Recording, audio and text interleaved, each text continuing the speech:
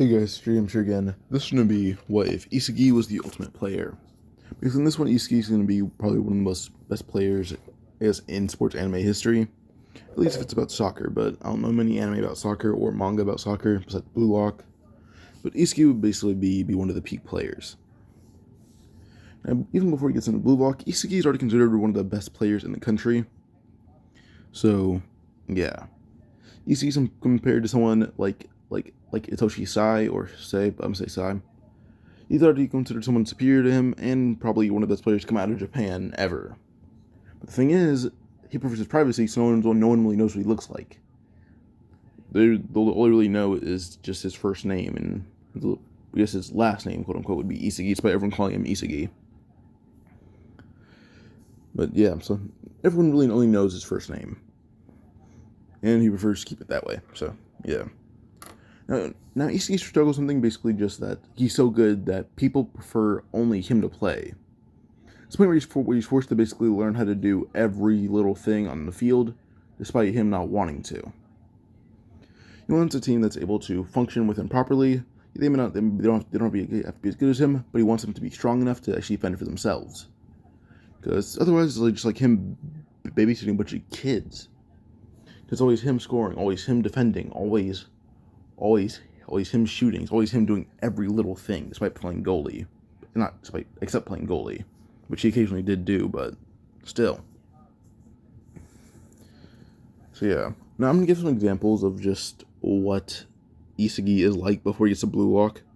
He's already faster than Chigiri, which is the guy with the long hair. He's better at scoring than basically everyone in the series. He's better at dribbling than Bachira. He's about as good of a trapper as Nagi. I'd say about the same level as him. In terms of strategies, he's probably one of the most genius characters to ever come up with strategies for now. Him and Ardu, well, he kind of jumps higher, but actually maybe on the same level as Ardu. So yeah, and that means his height will be a bit increased. With how much Isagi does to basically keep his body in peak condition, he went from how tall is he canonically? This one, Isagi went from 5'9" to more or less around, I'd say, roughly 6 foot. And that's just to help his jump range, not range, but height. So, yeah. But we move on to basically just, more things. His eye power, you know how he is when he, says, "I'll devour you." Isagi is already, basically in automatic "I'll devour you" mode. But when he uses his eyes, they get even better, and he completely devours you without you even realizing it. And then, well, his muscle and durability is on the level of, what was that guy's name? The really scared guy. I believe his name was, where's my notebook? Right here. I have his name somewhere over here.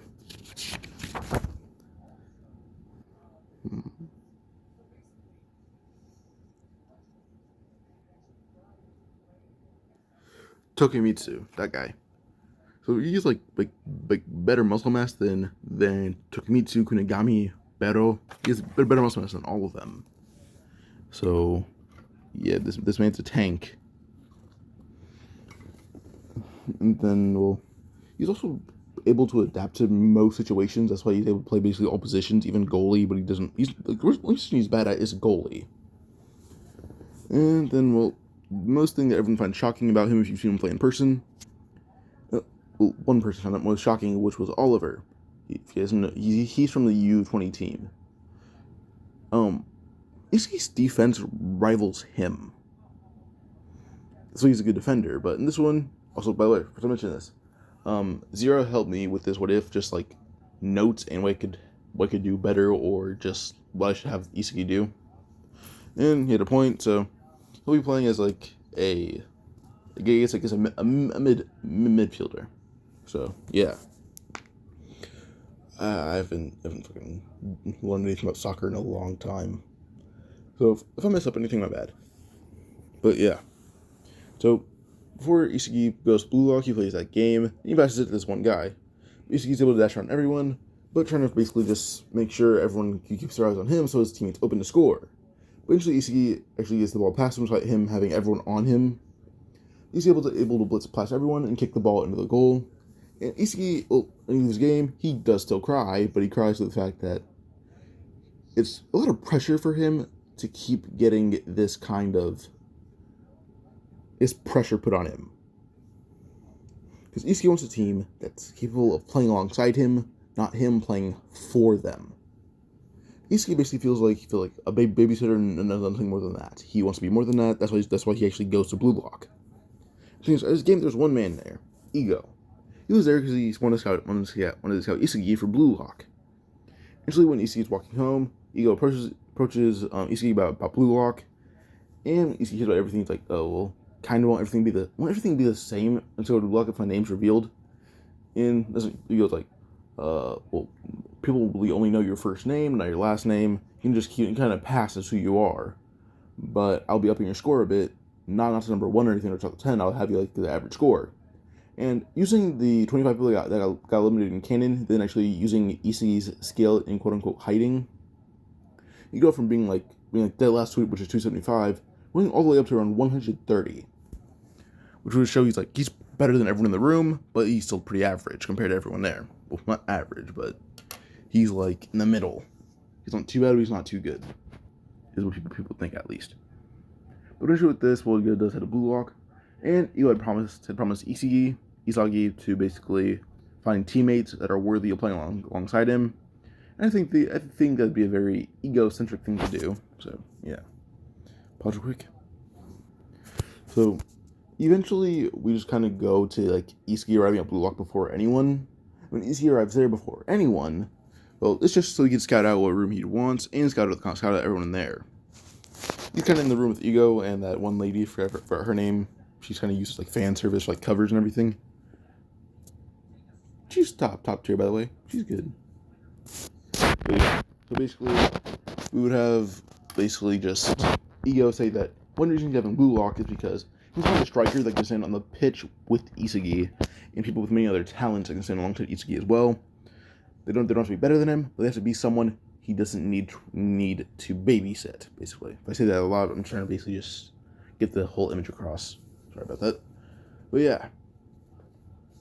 Let's just go on to Isagi getting put in the same room as Team Z, being Naruhea, which is the kid that looks like a mixture of Smiley and Angry from Tokyo Revengers. Gagamaru, which is the weird tall guy, I guess. He's very, very, very, very weird, but I love him. He's cool. Lemon, which is the old goalie before he kind of dropped out of the series. You have Raichi, which is a loud guy that's basically a short-haired Bakugo. Shigiri, fast guy, we know him. Imamoto, which is the he dropped out of the series as well for some reason. Kunigami, we know who he is. If you watch the series, if you're all caught up on it, you know who he is. I don't need to explain it. So say it, he looks like Ichigo. Kuon, Trader, Bachira. He's adorable. We all love him. And then Igarashi. I mess up his name occasionally, but his name says it's Igarashi, even though it says like Igari in some chapters. But I'll stick with what I found and say Igarashi. He's like the monk guy that's also really loud. But yeah. Eventually, we see Isagi in that room, and everyone will then get told what their score means and the place they're in. They'll notice that Isagi is significantly higher than all of them. So before anyone was eliminated, it said 300, and Igarashi was last. When we look at Isagi, he said 250. He said 250. Everyone was like, oh, he's probably the best in the room then. So for like the dodgeball thing, they've been trying to kick the ball at him so he get out first.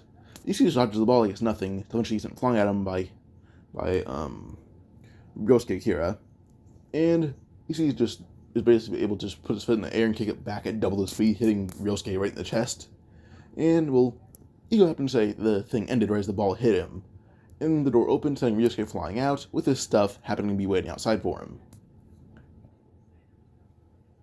With that, everyone just looked at Isagi in shock that he was able to move that fast. And Chigiri already knows and chops it up to Isagi's eyes. So, yeah. I guess we can move on to the next part of the Blue Lock series, basically being training, and then we go on to him versus Borrow, or Team Z versus Borrow's team for the number. Not number, I mean the letter. Which was like Team Y or X, one of those two. But basically just see Isagi, who would be on the field as a midfielder. And Isagi says that he'll control the passes, as he will come up with a strategy that even Kuon's amazed by. And the thing is, when they all want to debate what position they're in, Isagi then says that, well, he's basically said that he just to fit everyone's body type and just how they act. Lemon would be more or less a defender, and Gagamaru would be put as as a goalie. I remember to ask why, and Isagi then actually points out everything about Gagamaru that he's learned over the past few days or day or two, and everyone realizes that Isagi's right. Even Gagamaru's fair point. So Gagamaru's the goalie. This eventually they are on the field, and as they play, well, Isagi proceeds to basically just be someone completely dominant and is able to move the passes around to the point where Barrow, he's being very intimidated by Isagi. Even if they try to get to Isagi so he can't control the passes, he's dashing around them like there's no tomorrow. And Chigiri even compares Isagi to him, or even surpassing him. In speed, that is, in skill, actually. But eventually Barrow tries to it gets kicked halfway across the field. But suddenly we see Isagi just more or less run after it, as we see just Gagamaru being able to basically just get it back to Isagi. But Isagi basically said that he'll score a goal. With that, the ball is able to get up to the field with Isagi telling everyone to control it this way. I'll do that. Eventually the ball is in the air. Isagi jumps in the air and just kicks it right into the goal. And the ball moves so fast that your goalie couldn't even see it. And Barrow realized that Isagi is the true MVP of the team. When they leave, Barrow would ask Isagi what place he's in the whole place. Isagi says that he's number I'd say, so 275, half that. That's not really half, but the middle number would probably be I believe it'd be 134, 136, one of those two numbers, depending on which way you want to round. If you want to round down, it's 134. If you want to round up, 136. But I'm gonna round down, so 134.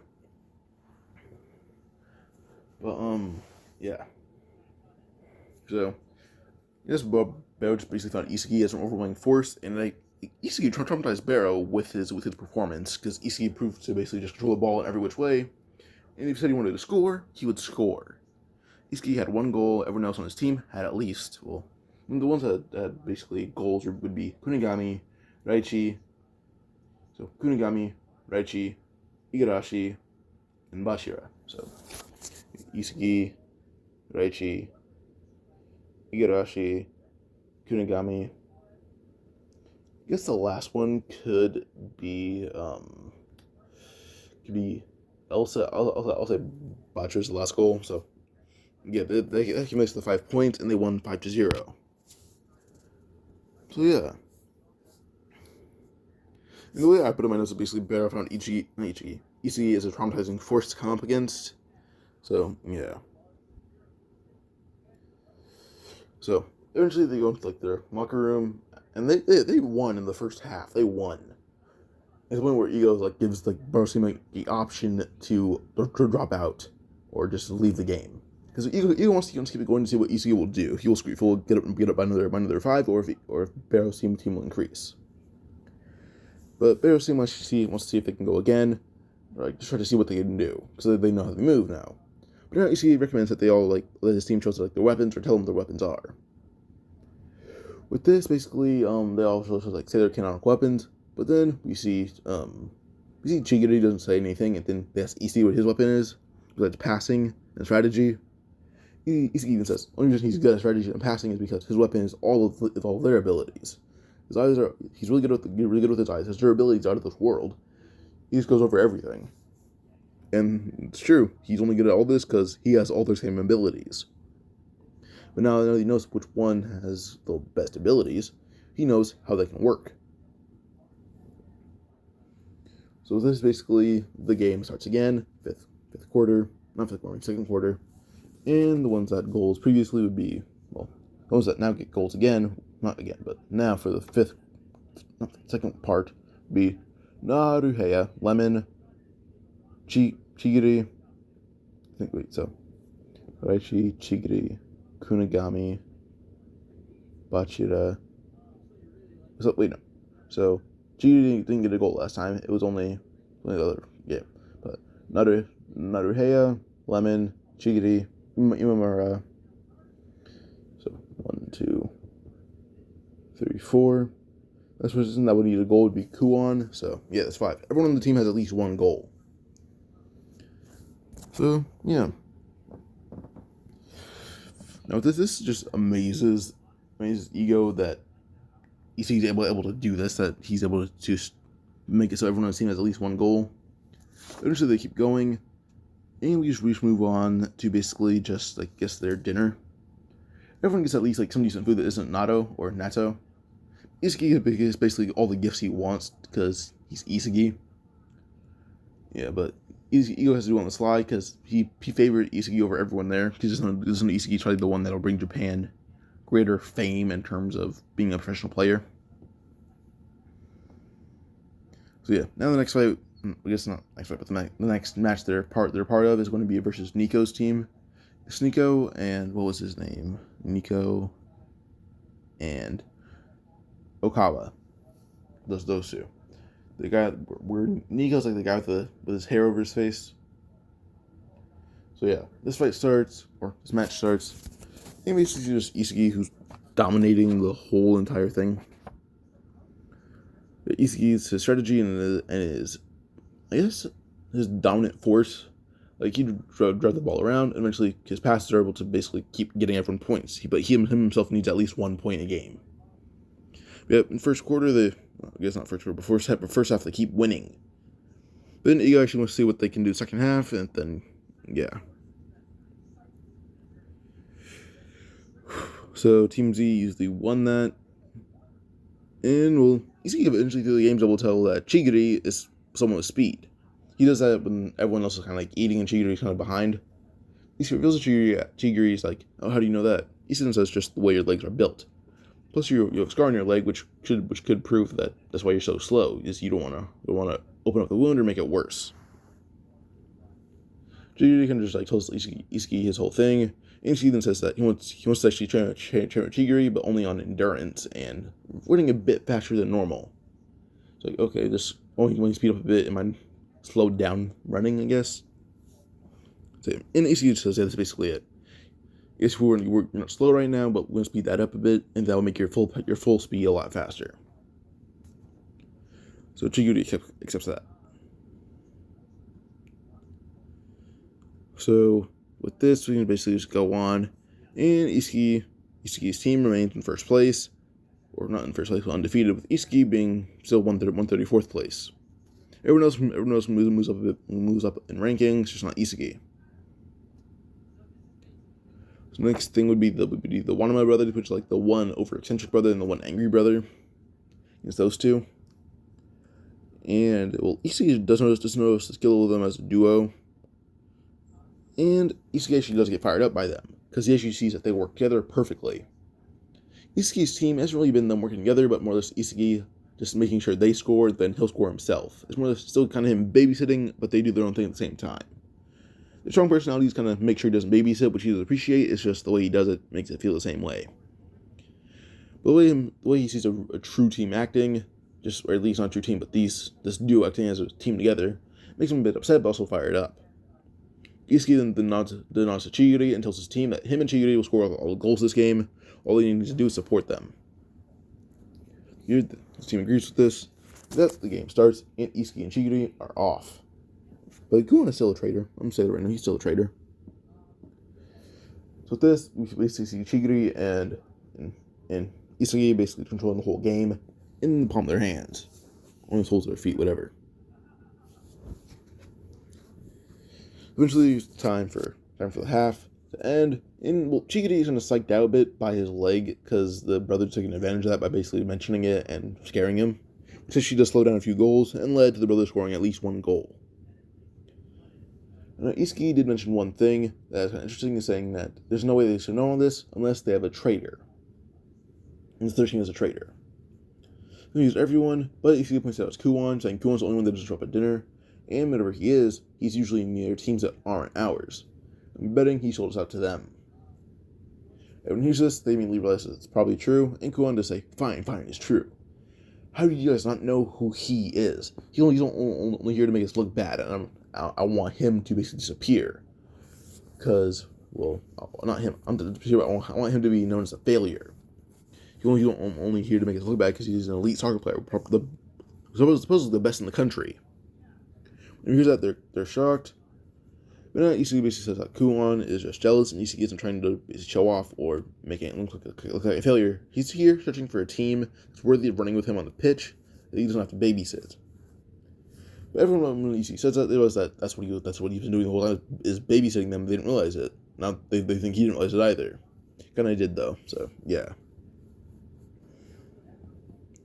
But eventually we just go on, and yeah. Kuon eventually gets outsmarted by Isagi's strategies and everything. That also does piss him off. But eventually, Isagi actually does tell Kuon that Kuon had made the worst mistake of his life, which is backstabbing Isagi. Isagi looked at Chigiri, saying that from now on, their goal of the team is to destroy the brothers mentally and physically. Isagi basically said that he'll run as fast as possible running on the brothers, so basically tires them out from trying to go through the wall. And when he's far enough away, he'll kick it to Chigiri, and Chigiri will just score right in front of them, which is completely obvious. Or he'll make an obvious pass, and Isagi will score. They should destroy them mentally, while Isagi tires them out physically and makes them sore. And this eventually does work. And by the time the game ends, both brothers are crying because their body's in pain, and they feel sad. Eventually, we basically see Kuon walk over to the one of the brothers and yelling at them, saying, "How the hell do you guys lose even though I give you all the information I had on them?" Isagi, he's a lot more of a passionate person, and also a bit more temperamental. Which means he beats the absolute hell out of Kuon, like, in front of everyone. He picks up Kuon by the shirt and just beats the hell out of him. But eventually he drops him, and tells Kuon that he's not allowed on the field again. Kuon wants to be on the field, he has to make it up to them. So yeah. Okay, turn to my other page. But this is a part, not a movie just yet, so yeah. I think I should mention I could manage it being a movie, so to say, but it'd be kind of difficult. I pause a lot more. Next fight would be against Ryo's team, which is Nagi, Zantetsu, and Ryo. And Ryo's a pretty cool character, I guess. So yeah. Now in this fight, this match, well, Ryo's basically heard about Isagi. And we actually realize that he's facing that Isagi does tell Nagi and Zantetsu to be weary, because Isagi is known as the best in the country. When Nagi hears this, he's kind of curious to see what Isagi can do. But throughout the match, I guess, Isagi did deem Nagi too much for his team to handle, and his team does train a lot more, and very, very much so different. Like, way more different than in canon. Because Isagi does not train people that have these certain abilities, because he can use them all, and he doesn't know how to train them. Seems all a lot stronger, but still Nagi's kind of a little bit out of their reach. A little bit. Like, if they got even 4 or 5 more days of training, they could easily beat Nagi, but no. So Isagi basically says that leave the game in his hands, and he'll solve it, but he'll make sure that they all get the ball a decent amount. So Isagi stays at midfield, but is able to control the passes. And eventually, if the ball's near to him, and Nagi's not near it, or if Nagi is coming towards him a bit too close, Isagi will score the ball, giving Isagi 2 goals, and the rest of his team sharing 3. Without the match, Nagi seems to basically just revere Isagi as a god with how easily he scores, how much he controls the game. Eventually with this, we'll more or less just Ryo ask Isagi what his kick range is, because Isagi's scoring crazy ranges. And the match is end. He seems like Isagi's going to answer. He'll just end up saying the whole field or the whole pitch is his kick range. Yeah, he has no limit. If he thinks he should score, he'll score. Originally Nagi had kicked the ball at Isagi. Isagi kicked the ball so hard that it bounced off the wall, off the ceiling, into a goal. Isagi just smirked, saying, "Told ya," and walks inside. both fight, not fight, but the match. I guess the score at the end of the match was 2-5. So yeah, EC's team won, obviously. So eventually they have to train for 10 days, and like around like in the middle of the night, as EC went out to train a bit, well, he did encounter Baro and actually offered to train Baro to increase his kick range. As Baro's kick range 27, EC offers to increase it to the whole pitch like him. EC begins giving Baro tips, and he's been giving Baro tips on the condition that Baro gives up the title of king, and gives it to Isagi, and Baro's called Isagi-Sensei. And Baro actually solved no problem with this. Isagi was someone very strong, nice, admirable. He had really no other choice. Yeah, so around midnight, eventually, Isagi is approached by Ego, and Ego wants to talk about the whole wild card thing. Let's use it real quick. So Ego approached Isagi about the wild card program, which is what Kunigami went through. Isagi does hear about the effects of it and to say, fine, it should be good for 10 days, but at least give everyone like breaks at night. And that's when Ego's like, sure. Breakfast, lunch, and dinner, they get breaks, and they get an extra hour break after that. He's like, alright, that sounds good. They should be able to keep them humane, and their personality should stay intact. This Ego actually asks who he should put in the wildcard program. Isagi says Kunigami, Bachira, Gagamaru, and Igarashi, I believe. Yeah, Igarashi. So Igarashi, Gagamaru, Bachira, and Kunigami. Those ones that should participate in it.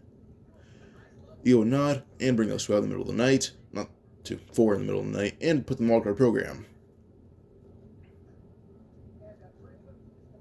So now as they're all gathered in one area for today's training, they're now told to basically just not kick the ball, but they're told to go when you're ready. But in the middle of instructions, he says, oh yeah, Isagi, go right ahead. Now, we're going to immediately question why Isagi got to go first, because everyone's like, isn't this based off strength? Why is he going first? And before Isagi walks away, Isagi says, everyone take a look back at your placements. Everyone does. And Isagi's team already knew this, and Baro had a suspicion, so did Nagi and Rhea. Isagi said, infinite. Isagi can take every single place on the scale. If he wants to play for the worst, he'll place the worst. If he wants to play mediocre, he'll place the middle. But even if he's kind of using the basic line ever he usually does, he'll still be number 1. But infinite is just him going all out. Isagi from here on out wants to try a bit harder to make sure he can push the team to his absolute limit. So with this, when Ritten teases, he actually asks what that means, and that's what Ego says. That means his power is infinite compared to you unpolished gems. And that means he's a gem that I can't polish, but a gem I can collect and then send out to basically just put all other gems to shame, because it's so neat and nice. And Rin actually asks Isagi's name one more time, because it sounds familiar. Isagi said his name, and now Rin remembers. When they were younger, there was a but a suspicion about 2 kids that may be the best in the country. One kid named Isagi, and another kid named, Itoshi Sai, Rin's brother. Then Isagi kind of vanished off the face of the planet, or at least wasn't really doing too much personal things that were notable. So he basically began not getting followed around anymore, because he had a personal life, he wanted to keep it that way. But now Rin thinks of Isagi as a stepping stone, thinking Isagi is weaker than his brother. Which is the bad choice. So yeah, eventually they have to make 100 goals in 90 minutes, but Isagi made 100 goals in 10 minutes, which is like around 1 goal per minute, probably even faster.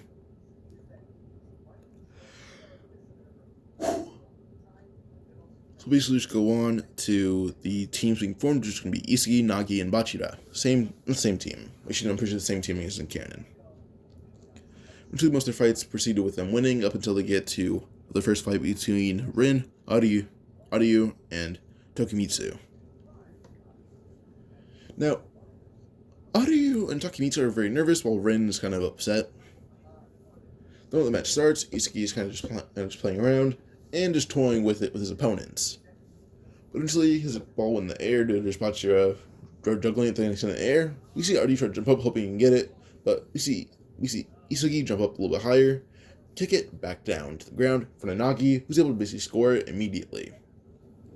Usually the game just kind of proceeds with Isagi scoring, Isagi and Nagi scoring most of the time, while Bashir sets up the passes and how the passes would work. This the game would end 5-3. Isagi is the winner. And he took Tokimitsu. He didn't want Aunt Rin. If he wanted Rin, he'd get rid of himself. He doesn't want Aryu seems annoying. So Tokimitsu was, because Tokimitsu has a very strong body. There's nothing like Tokimitsu asking, well, why me? I'm not as good as those two. He says, well, you have a good body, you're not really too annoying if you're quiet. And you seem fun, so, yeah, you. This made Tokimitsu basically stop crying and just smile, but it was crying a few minutes later. But this I'm going to inspire you. If you guys enjoyed, like and subscribe, comment from the part. Yeah, bye.